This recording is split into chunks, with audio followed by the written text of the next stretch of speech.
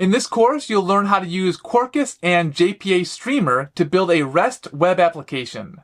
Quarkus is an open source framework tailored for Java, optimized for building speedy cloud-native microservices and serverless applications, especially in containerized environments like Kubernetes. JPAStreamer, on the other hand, is a Java library that simplifies database interactions by allowing JPA entities to harness the expressiveness of Java stream operations. When combined, Quarkus's rapid startup and minimal memory footprint works well with JPAStreamer's intuitive database querying, offering developers a seamless, efficient, and cohesive environment. Julia Gustafsson teaches this course. She is an experienced Java developer with Speedment. Quarkus provided a grant to make this course possible. Hello and welcome again to the freeCodeCamp YouTube channel. My name is Julia and I'm a Java developer, and today I'm very excited to be introducing you to two fairly recent additions to the Java ecosystem, Quarkus and JPAStreamer.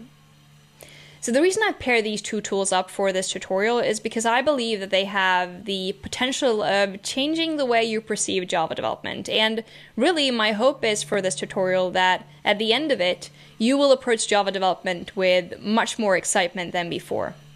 So the reason I'm saying this is because I feel like in recent years, the Java language has felt a bit outdated in comparison to something like TypeScript or Python, which comes with these environments where you can recompile your code really quickly whenever you make a small change. And the nature of the language being object-oriented and type-safe sometimes got in the way of making it intuitive to write and read, because you have to create a lot of objects and things that may seem unintuitive at the time. And then also, of course, Java applications are known to be slow to start and have a large memory footprint, and that sometimes makes them unsuitable for cloud deployment. But Quarkus is really here to redraw the map for us, because it's an open source Java development platform that gives you a lot of value at first go. So unlike many other platforms, Quarkus doesn't come with a steep learning curve. You can really write your applications as normal, but it's the build process which is completely reimagined. And that means you're going to be able to restart your application in a split second whenever you're developing using the Quarkus dev mode. And you're also going to be able to perform continuous testing without the tests getting in the way of your productivity. And finally, once you're ready for deployment, the native build capabilities of Quarkus is going to boost your performance significantly, both in terms of the startup time, and it's going to reduce your memory footprint by a lot. To show off Quarkus, I'm going to be taking you along while developing a REST web application from scratch on the Quarkus platform, and that's going to be reading data from a film database using Hibernate and JPAStreamer. So JPAStreamer is the second component that I would like to introduce you to today, and that's because it addresses the other problem that I mentioned about Java being sometimes wordy and unintuitive. So basically, JPAStreamer is an extension for Hibernate that doesn't impact how you would use Hibernate normally, but it does extend the API with the capability to express your queries as Java streams. So what that means is that you can use the Stream API as a way of expressing your SQL query, and upon execution, it will be automatically translated to SQL to ensure that it's still efficiently executed in the database rather than in the JVM. During development, I'm going to be showing you all the relevant features of both Quarkus and JPAStreamer, and at the end of it all, I'm sure you're going to have enough knowledge to go out and utilize these tools on your own, if you enjoy them as much as I do. But before we get into coding, I want to provide you with a little bit more background on what makes Quarkus and JPAStreamer such good libraries. So Quarkus was initiated by Red Hat, but being an open source project, it has grown a lot since, with contributions from various individuals and other organizations. I often see it described as a cutting-edge cloud-native framework that's tailored to the needs of both Java and Kotlin applications. But why is this important today? Well, its mission is really to tackle some of the challenges that have shadowed Java in recent years, because Java has struggled a bit to fit into the modern cloud environments. And that is not to say that Java isn't a great development language. It's just a result of the fact that at the time Java came about, there was different priorities. You were used to building monoliths that were just deployed and ran for extended periods of time. But then came the cloud environments, and now we need to be much more concerned with the amount of resources our application consumes, otherwise it's going to get really expensive. And if we consider serverless, we need to be really concerned with the startup times, because we don't want our clients to wait several seconds for our application to respond. But the great thing is that with Quarkus, you can actually say goodbye to long application startup periods, the high memory consumption, and to some extent, even the rather slow development experience.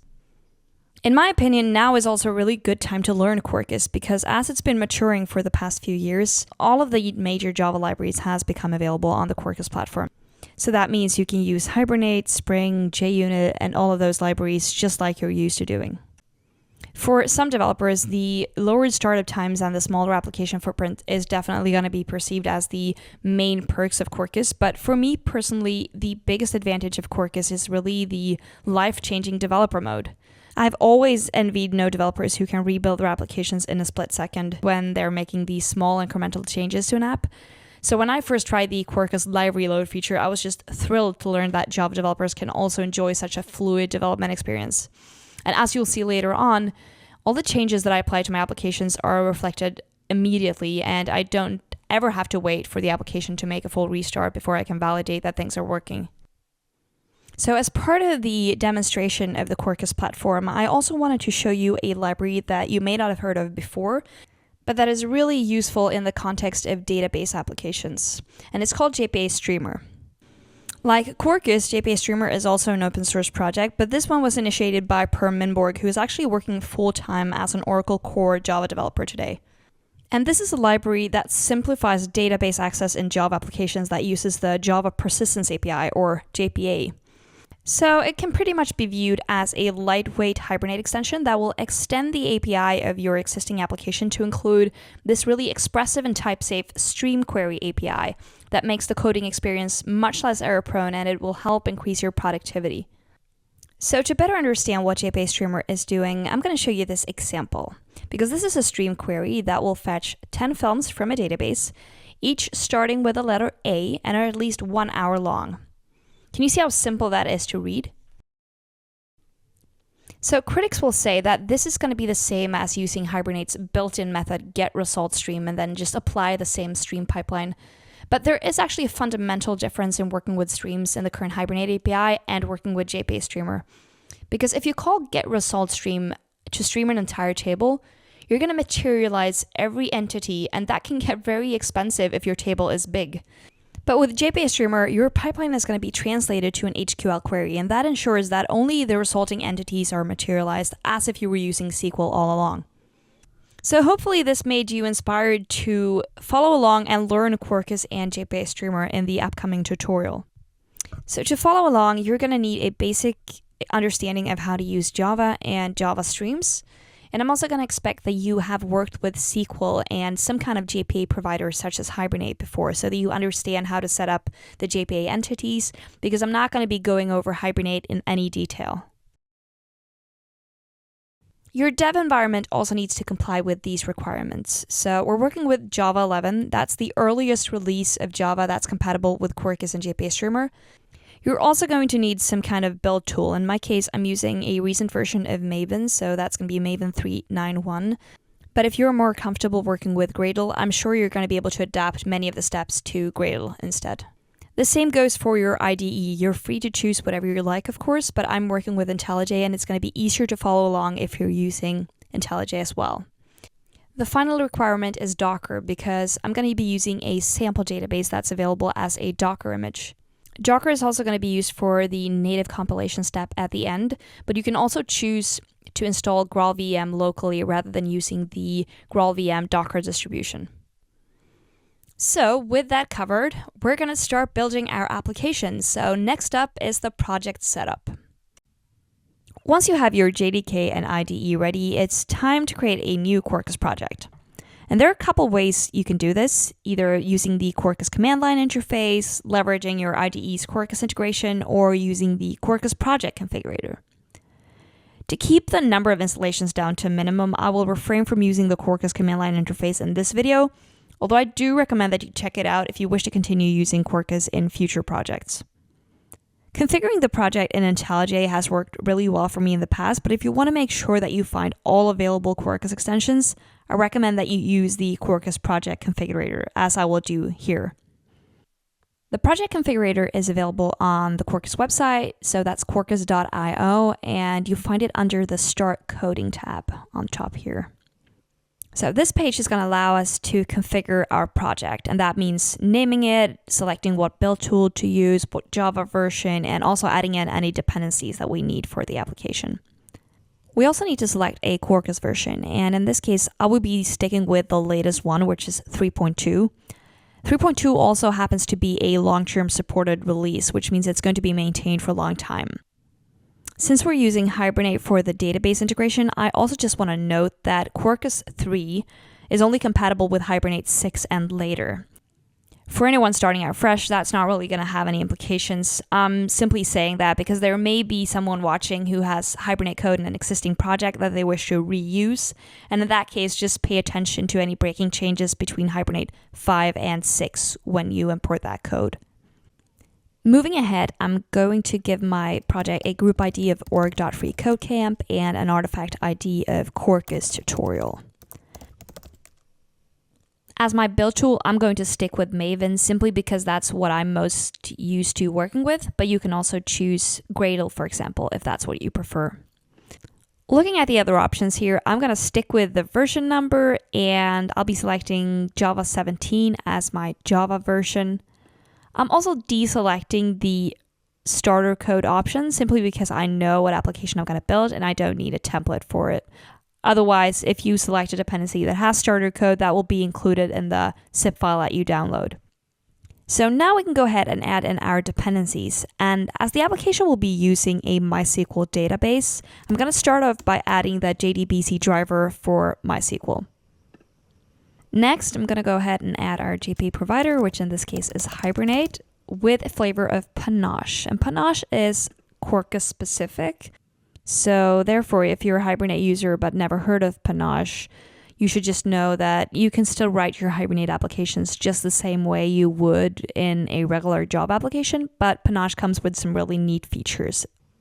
So next we're going to need the REST EC Jackson dependency, as that will allow us to create REST endpoints very quickly. And let's not forget about JPAStreamer that I introduced in the beginning of the video, which is going to allow us to express our queries as Java streams. And finally, I'm adding in SmallRye OpenAPI, which is going to allow us to use Swagger to test our endpoints. So now that I have all the dependencies, I'll just go ahead and click Generate Your Application to download a project zip folder. Then I'll just go ahead and unzip that folder to reveal the contents. And as you can tell, it contains the POM XML, which indicates that this is a Maven project. So I'll be opening it up in IntelliJ. And I'm just going to start by expanding my window to full size. And then I'm selecting Open. And I'm locating the POM XML file because in my experience, this works well when importing Maven projects. So I'll open that as a project. And IntelliJ will automatically add it as a Maven project for me. So the first thing you'll see is a README, which contains some instructions on how to run your application with Quarkus. But as we're going through this together, I'm not going to show you that now. Instead, we're going to look in the sources directory, and you can tell that there's an empty Java folder. And if we peek into the POM XML file, we find the dependencies I just selected, including Quarkus itself, Hibernate with Panache, JPAStreamer, and the JDBC driver.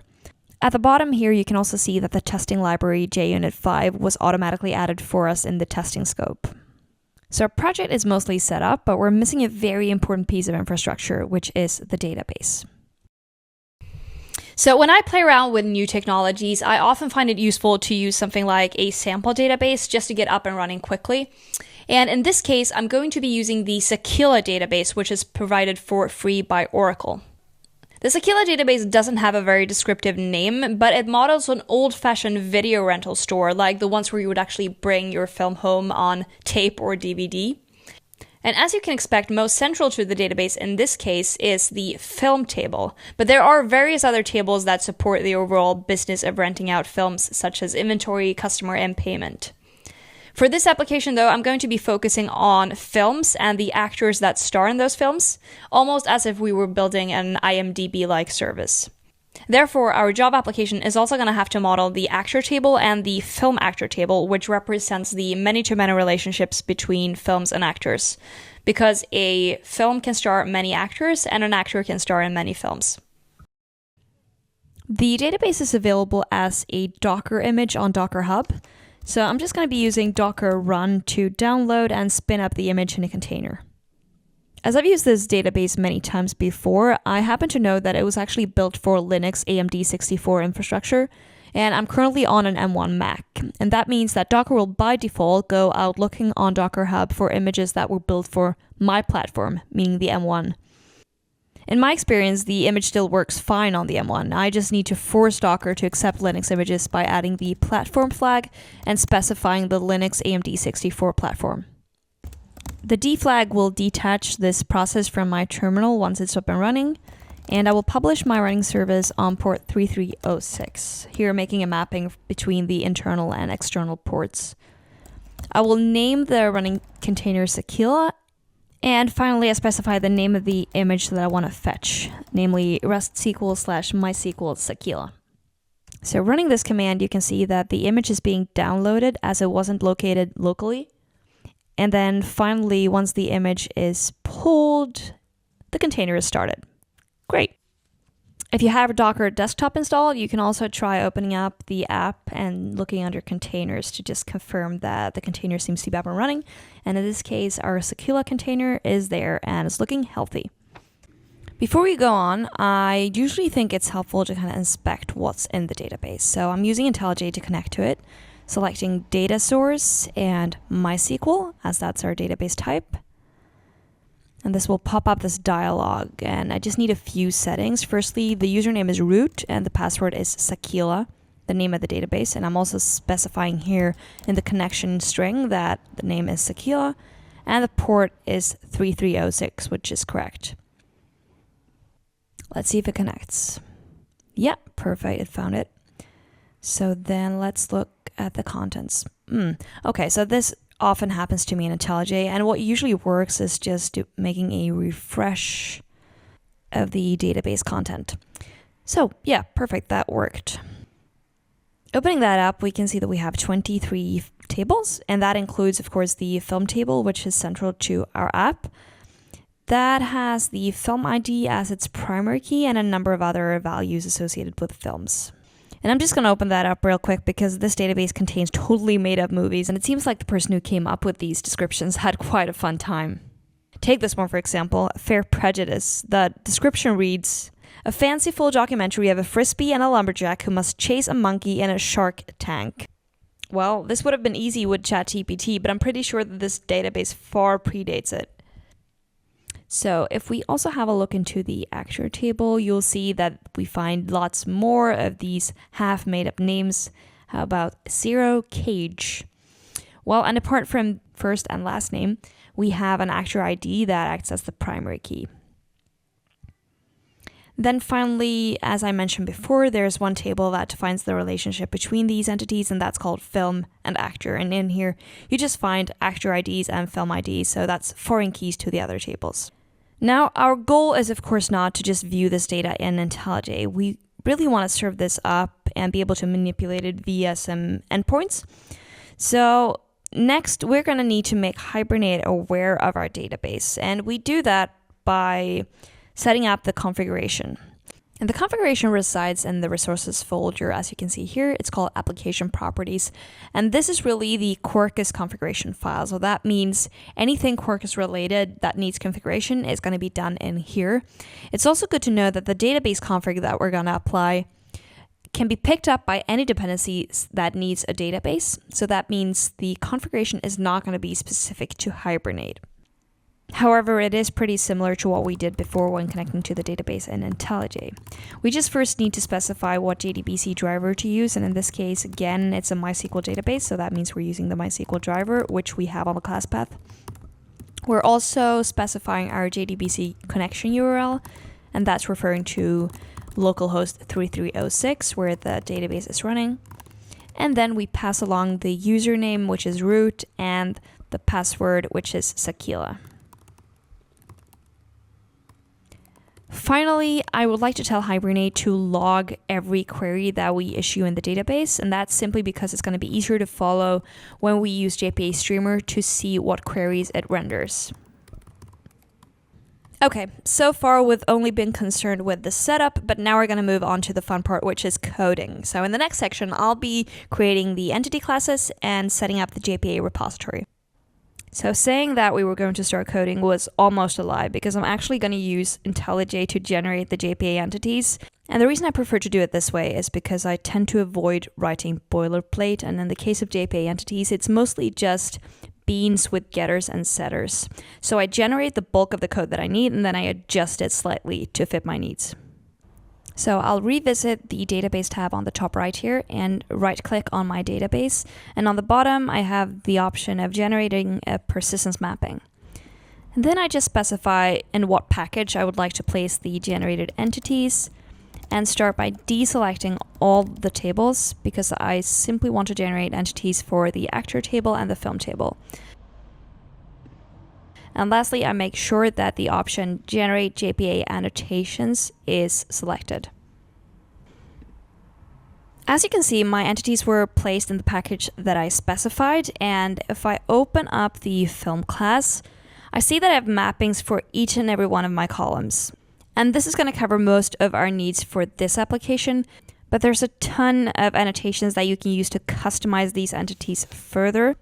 However, as this is not a full course on Hibernate, I'm just going to show you what we need to get this application working.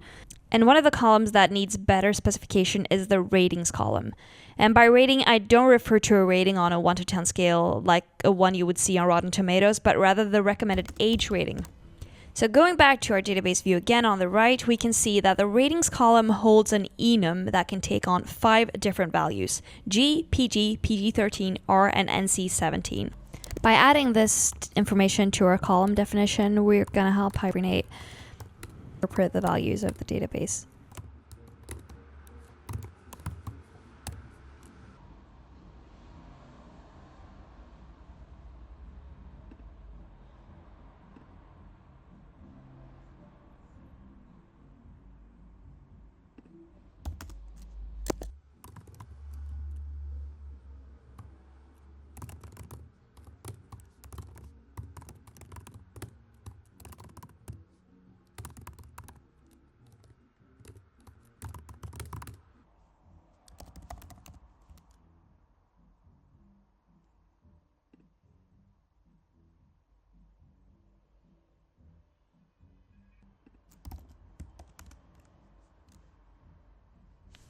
Now, the rest of the columns we can leave as is, and I just need to add one more annotation to our entity as a whole, because I know that Hibernate will need to know what table this entity maps to, and in this case, that's a table called film in the schema Sequila. And then I need to open up the actor table and add the same table annotation to this class, but now I'll specify that the entity maps to the actor table. But the schema name is, of course, the same. I also know that IntelliJ hasn't helped me to specify the relationship between these two tables, so I'm just going to go ahead and add that manually. As I mentioned before, they have a many-to-many relationship, and this is going to be described mainly by the field actor in the film table. I'm going to set that up in a second.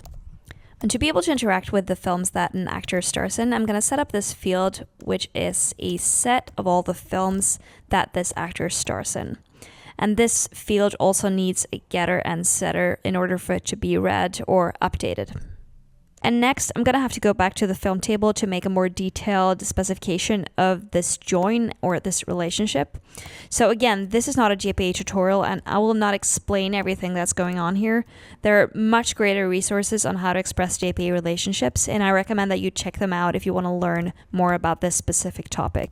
But in short, I just need to specify the fact that film actor is our join table, and then I'm saying that my film entities are characterized by the main join column, which is the film ID. And secondly, as my inversible join column, I'll say that I'm referencing the primary key in the actor table, which is actor ID. And I'm going to facilitate interactions with the actors that star in a film with a list of actors. And just as in the case of the actor table, I'm going to create getters and setters for this field so that we can read it and update it.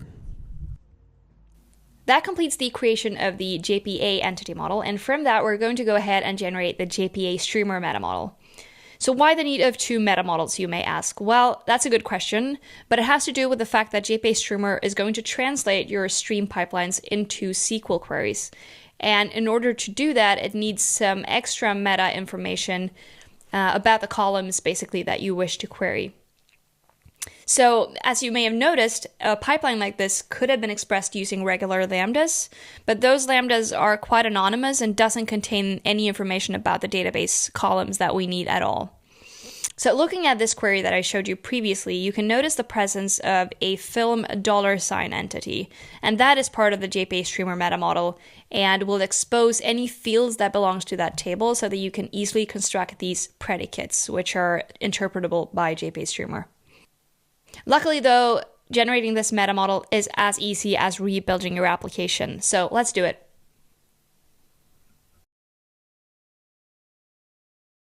Once your application has been rebuilt, it's going to place the meta model in the target folder. And as you can see here, an extra entity has been generated from both the film and actor entity. Usually, however, this folder is not considered a source folder in IntelliJ, so you have to manually mark it as a generated sources root. By doing so, we ensure that these classes will be made available to the application. I should also note that the JPAstreamer documentation contains instructions for how to place these generated classes in a different package, or to name them something else than just the entity named followed by a $sign. But I'll leave that for you to check out if that's something you want to do. So that finishes the section on meta models, and now we can go ahead and build our application. And just as a bit of a reminder, the goal here is to provide a number of endpoints that serves information about films to clients. So I'm going to structure this application using a repository pattern simply because I think that does a good job of separating the data layer from the rest of the application. So here's an overview of what the architecture will look like once we're done. Starting from the bottom, we have the Sequila database, and it's going to be the repository layer just above that is going to handle all the database interactions in the Java realm. Our resource class on top of the repository is going to define the REST endpoints, and will call the repository whenever it needs some information from the database. So that means any requests performed by the clients are going to cascade down the hierarchy, hit the database, and then go back up to the client. So all in all, a very basic architecture, nothing really strange here, but it's still a very effective and useful way of structuring your applications. And with that overview, I think we're ready to start implementing our film repository and film resource. So I'm starting by creating my film resource, and please ignore my mistake of placing this in the model package. I would rather move it one level up, but I discovered it after recording the entire tutorial. But as it doesn't impact the functionality at all, I'm just going to leave it and go ahead with implementing this class. I'm using Jakarta to define my REST endpoints, and by annotating this class with the path annotation, my application will automatically pick up the endpoints that I'm going to define in here. I'm leaving the base path empty simply because I'm only having one resource in this application. So there's no better way to test something out than creating a hello world base case, right? So that's what we're doing. It's not creative, it's not original, but at least it's a good way to just see that we get the basic concepts.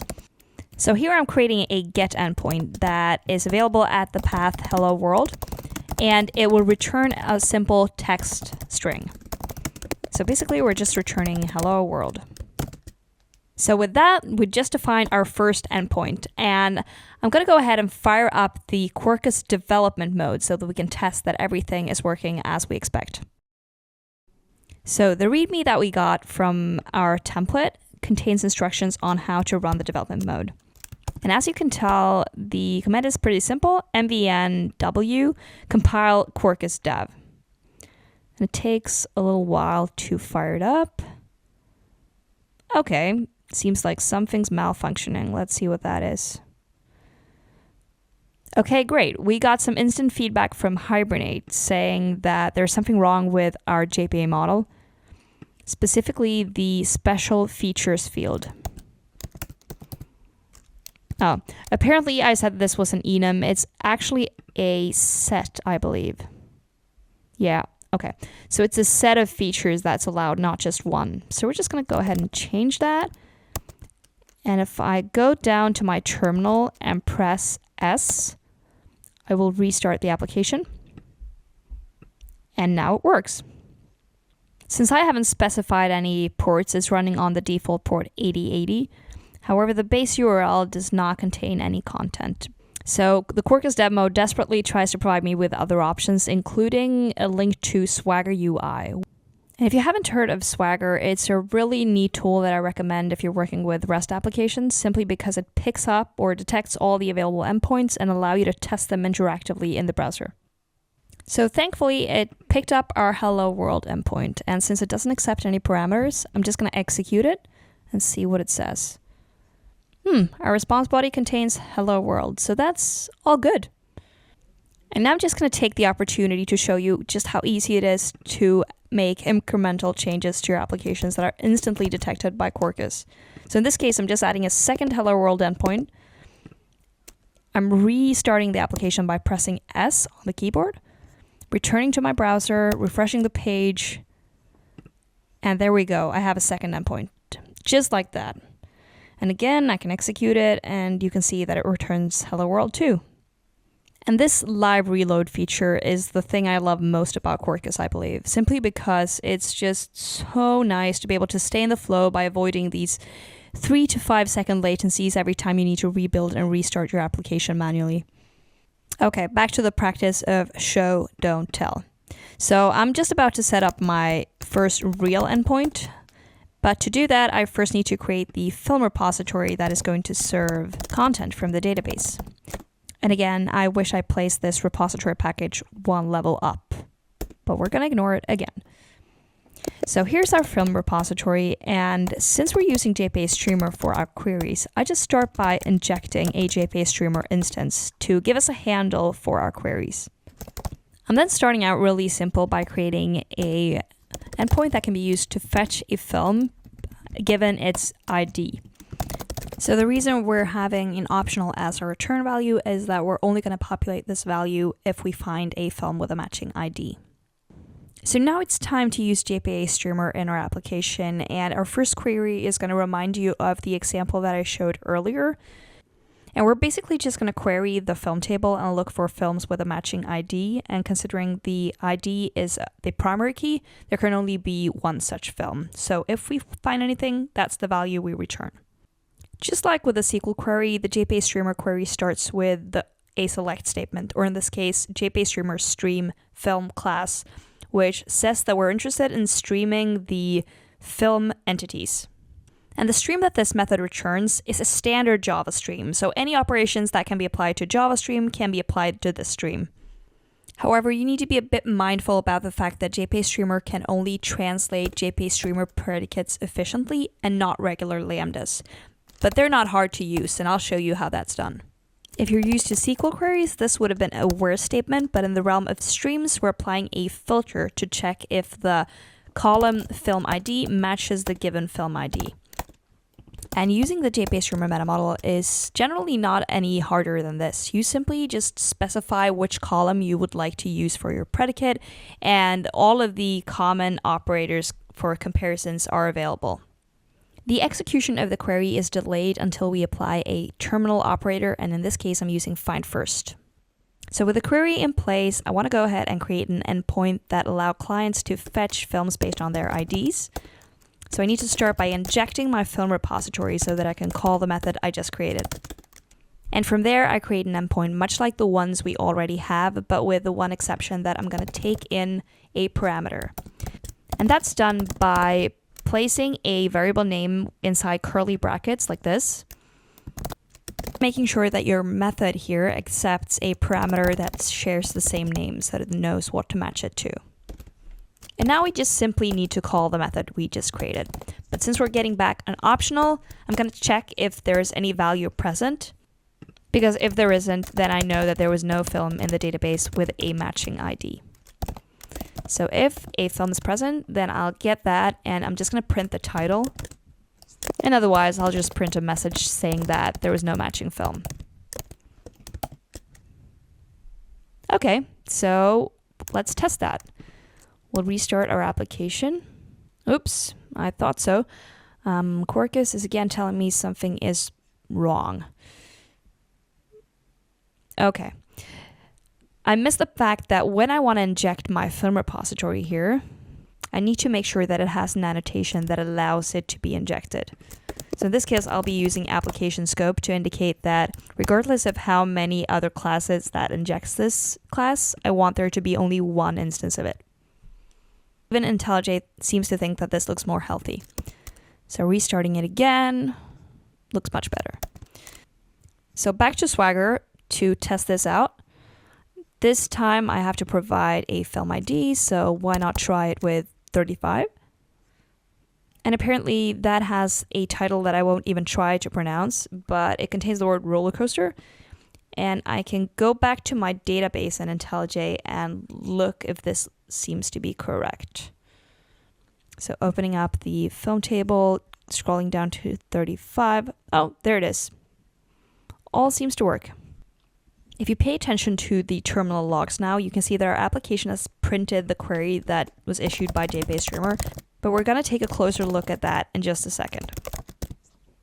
I've already started here on our next query, and that's going to be a paged one. So we're basically going to look for films that are at least a certain length, and then we're going to return the results in a paged manner. So our page size is going to be 20. And we're creating the stream much like before. We're streaming the film class, meaning the film table. And we're applying a filter to check whether the length is at least the minimum length. So length greater than min length. And then to achieve our paging, I'm going to skip a certain number of results. In this case, the page I want to access times the page size. And you may notice that this is going to be a 0 indexed paging. And then we'll limit our results to our page size. And just for fun, we're also going to sort the films according to their length. So to test this out, I'm going to need another endpoint. So let's go back to our film resource and craft another endpoint. In this case, I'm calling it page films. And I'm taking in the page number and the minimum length.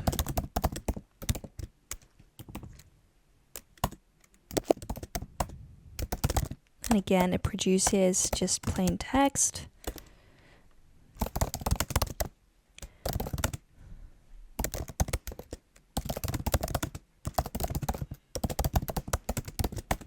So this time, we don't need to look for any optional values. We're simply going to stream any results we get back and format them. So once we get a list of films back from our page query, we are mapping each film to their title and their length so that we can check that we're actually sorting them according to the sort order, and also that we don't get back any films that are shorter than the specified length.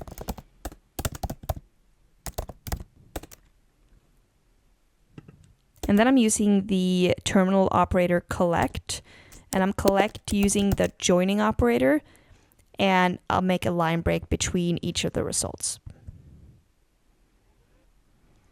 Okay, so we're going to restart our application again to test this out. And this time it all seems to work right from the start. Good. So our new endpoint is detected by Swagger, and I'm providing a minimum length of 1 hour. And let's go with page 3. Perfect. Here we have a list of films, and none of them is shorter than 1 hour, and they're sorted. And if we check out page 4, yeah, we get longer films, which is what we expected. But now let's go back and look at our query that was issued in the database. So even though we expressed our query as a Java stream, this is what's being executed on the back end. We have our where predicate checking for the length condition and our sort operator expressed as an order by on the SQL end. But you may notice that we're selecting all of the columns, but we're only really printing 2. So I think we can do a bit better here by making a projection to only fetch the columns that we're interested in. So to do this, I'll have to modify my query slightly, and in this case, I'm going to modify the stream source, because in our select statement, I'm going to make a projection instead.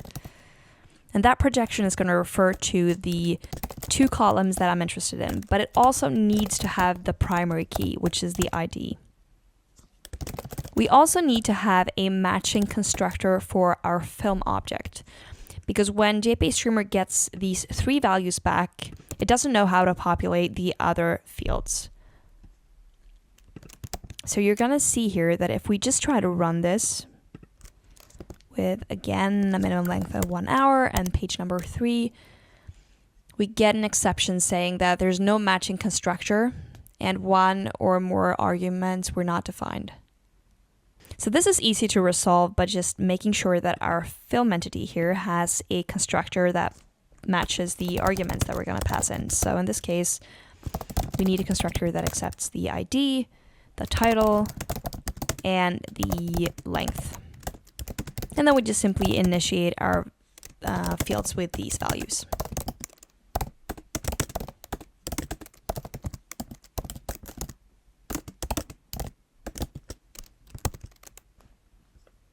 And that should work. But we'll see what happens if we try it again.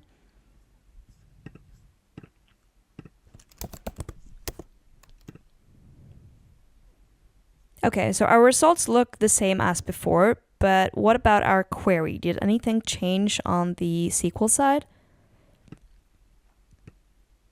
Yes. Great. So now we're only selecting the 3 fields of interest, meaning we're saving ourselves from fetching a lot of data that we're just going to throw away anyway.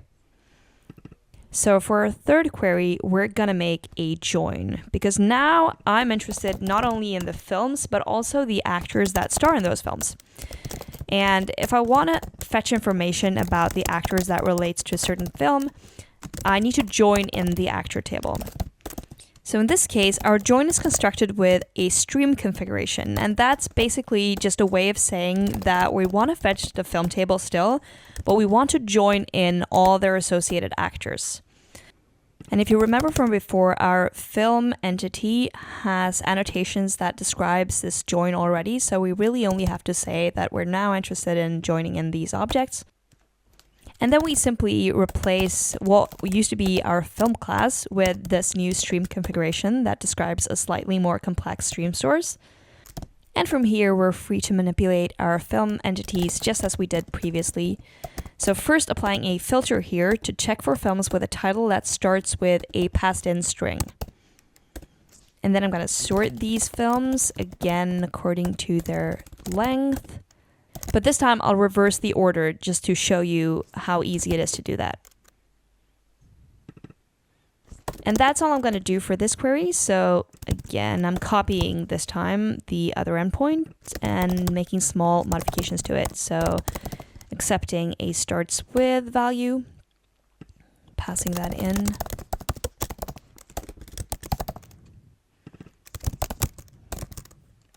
And then calling my new join method. But this time the formatting is going to be a bit more complex because I have a stream of films, and I'm going to start by printing out the title of the film followed by its length, and then I will list all the actors that stars in the film. So the first value here is going to correspond to the title, and secondly the length. But then my film actor field actually returns a list of actors. So to print that, I'm going to stream over the list of actors, and I'm going to map each of the actors to their first name and last name.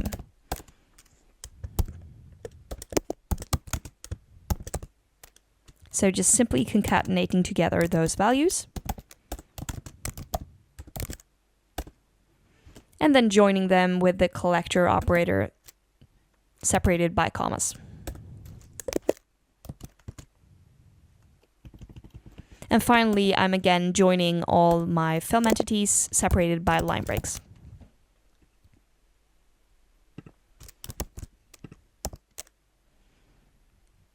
Okay, so simple restart of the application will give me access to my newest member of the REST endpoint family. And I'm trying it with the character A. And here we get back a list of all the films that starts with an A, and you can see all the actors that relates to those films. And now again, if we go back to look at the query, you can see that the join is being applied in the SQL query. And of course, I'm not saying that you should come back to the SQL that JPAStreamer generates every time, but I do recommend it as a great way of understanding what JPAStreamer does, especially if you're starting out and want to understand what your pipelines are being translated to, especially if you're working with large data sets, in which case the performance is going to be critical and you may have to optimize your queries in certain ways. So before we move on, I'm just going to show you quickly how easy it is to combine multiple predicates. So here I'm just combining both of the predicates that we worked with before, checking that our title starts with a certain string and also checking that the length meets a certain condition. And for that to be effective on the REST endpoint side, I'm just adding that second parameter here.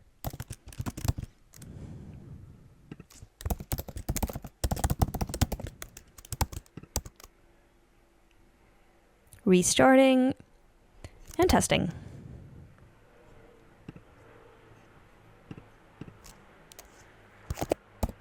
So let's do 2 hours now, and an A as our start character again.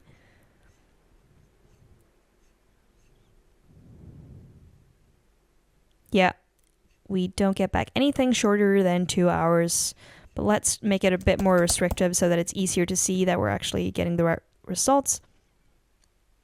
Yeah, nothing's shorter than 170 minutes, and all of them start with A. I'm also going to show you how you can actually use JPAStreamer to filter out films you would like to update. So we can, in this case, update the rental rate of our films. And the rental rate is, of course, what you would charge to rent out one of the movies. For demonstration purposes, we're going to use a rather unconventional algorithm in this case.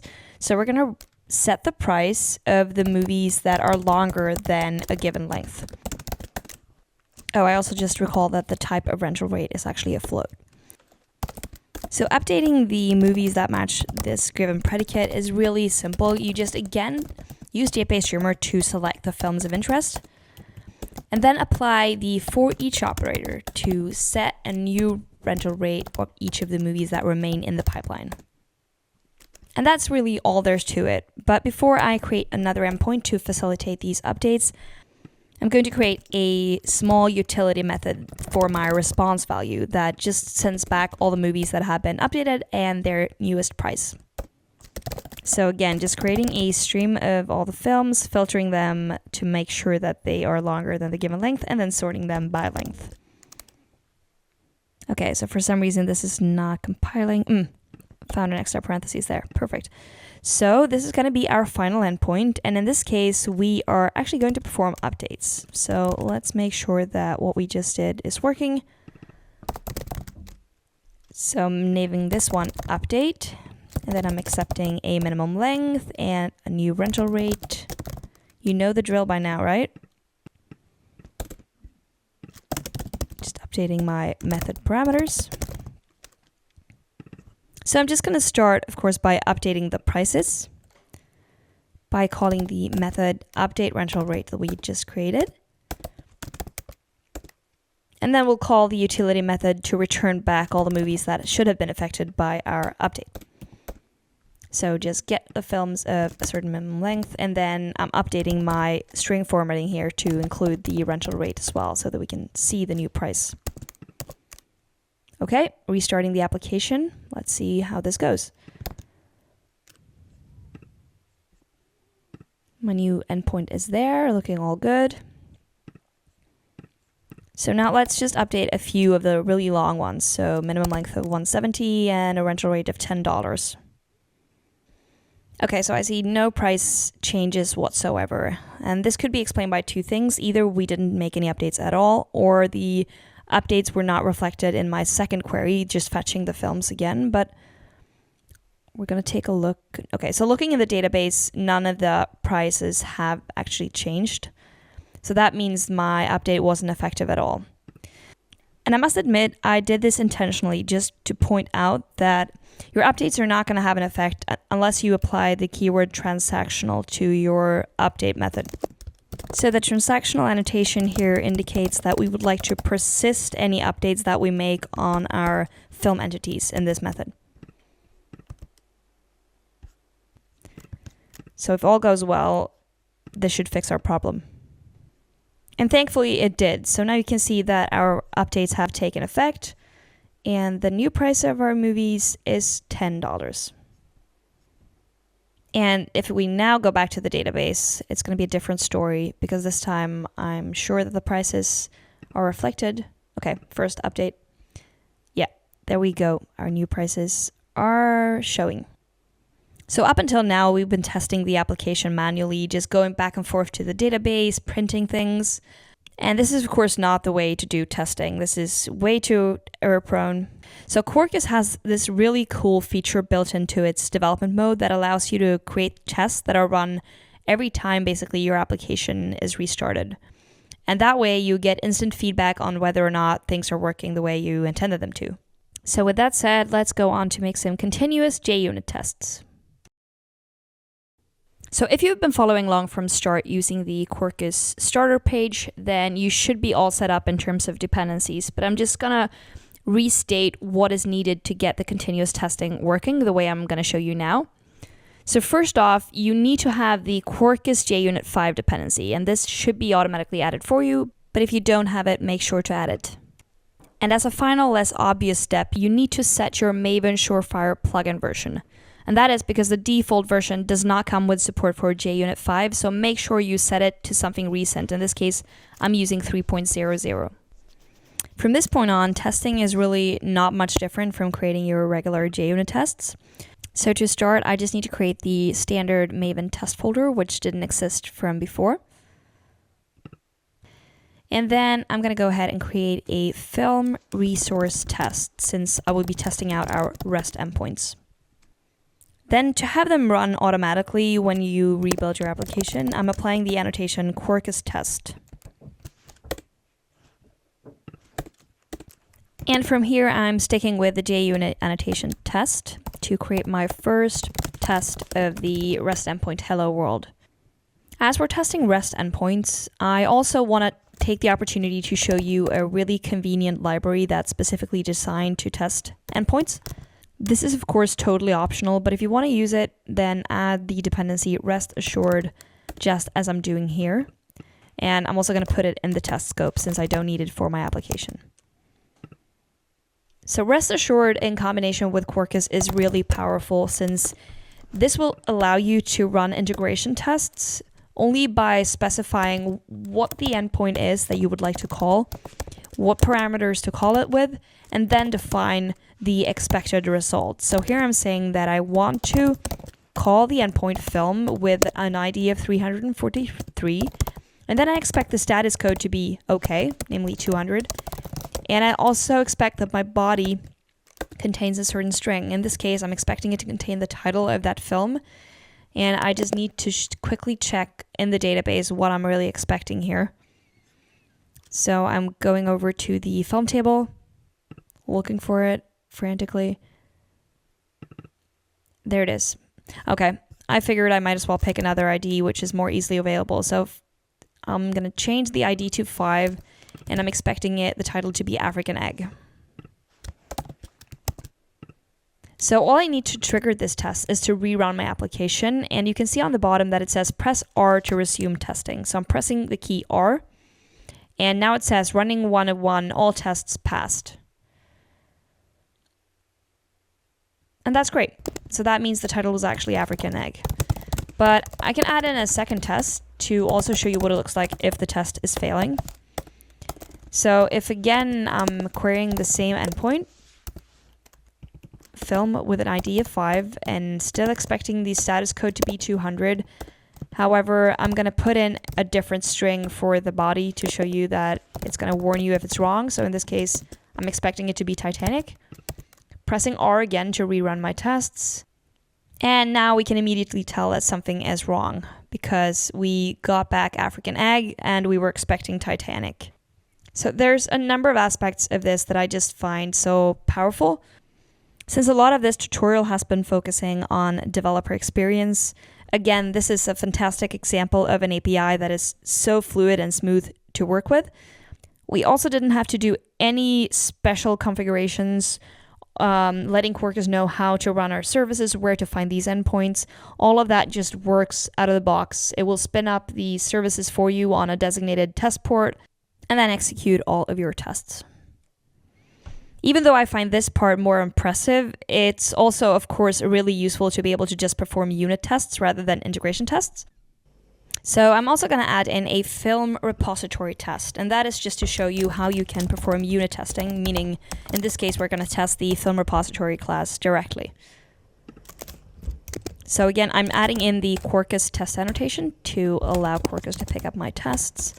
And then I'm injecting my film repository, just like we did earlier for the film resource. And then I can just go ahead and create a normal JUnit test where I'm going to call the film method directly to get one of the films. For simplicity, I'm using the same argument as before so that we know that the title of the film is African Egg. But as this method returns an optional, I'm actually first going to assert that the optional is not empty, meaning there's a value present in this variable. And after that, I'll assert that the title is African Egg.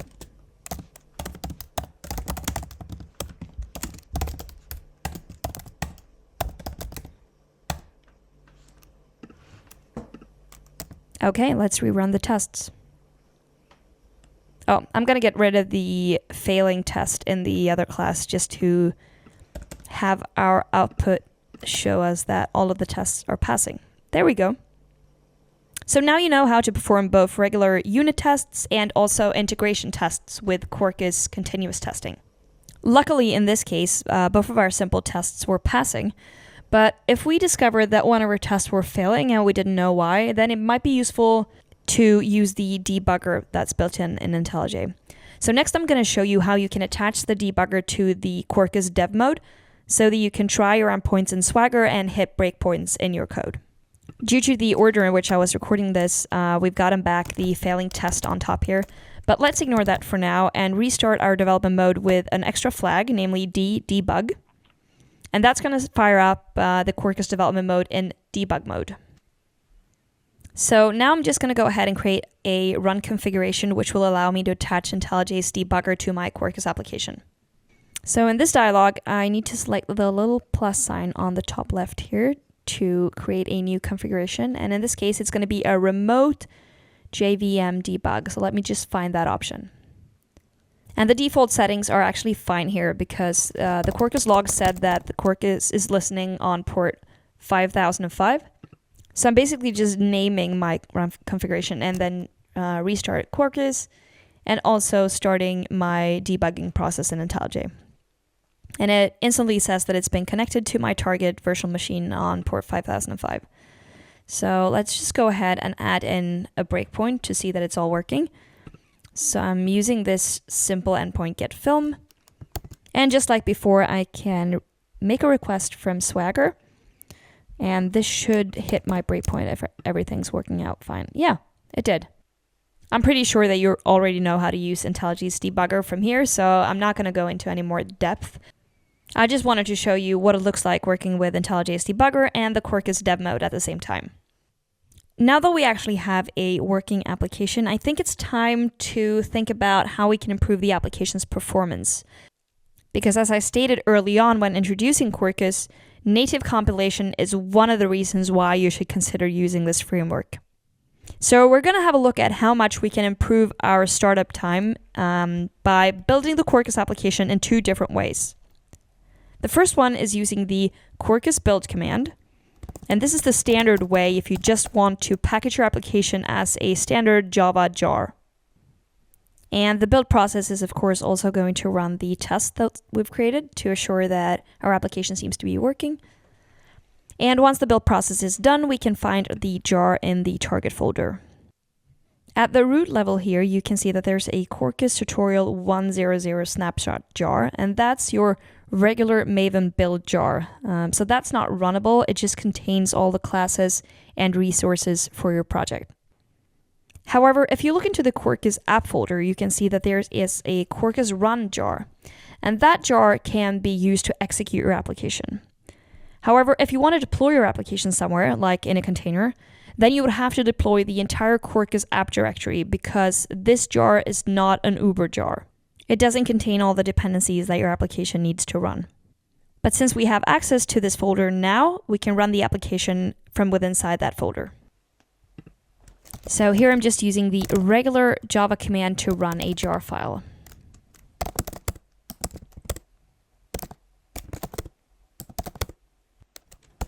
So as the application starts, it's going to tell us how long it took to fire it up. In this case, 1.7 seconds. While we're at it, I'm also again just going to test that this works. So opening up localhost 8080, but this time I'm not running in the Quarkus dev mode, but rather running the actual built application. So an ID of 34 gives us back Arabia Dacia, and the logs are still showing that we executed a query. So the README file that we got with our project template actually contains instructions on how to build your application natively as well. So there are two versions of this script. The first one uses GraalVM, and the second is using a container-based version of GraalVM in case you don't have GraalVM locally. But since I do have GraalVM installed, I'm running the first command. You're going to notice that this takes quite a long time compared to the regular build. But that's totally according to plan, because what we want to achieve when compiling natively is really to, first off, get rid of all the unnecessary unused code, which is going to require some code analysis. And GraalVM is also able to build up some of the state that we're going to need at the time when we start up our application, and that's also going to save us some time. Here I've been speeding up the process so you wouldn't get bored, but it took me about 4.5 minutes to complete the native build. And the result is a runner script that can be executed just like any other shell script. And you'll find this runner in the root of your target folder. So here it is, Quarkus tutorial 100 snapshot runner. So I'm firing that up in my terminal, and immediately you can see that my application now started in 1/10 of a second. So this is a massive improvement from what we had before. Okay, that marks the end of this tutorial, and I would like to thank you so much for watching. I hope you picked up some new Java skills along the way, and I also hope that you like Java a bit more now that you've seen what Quarkus and JPAStreamer can do. As a reminder, they're both free to use, so I encourage you to go out and check out their documentation that is linked in the description below, because there's so much more to discover that I didn't have time to cover in this video.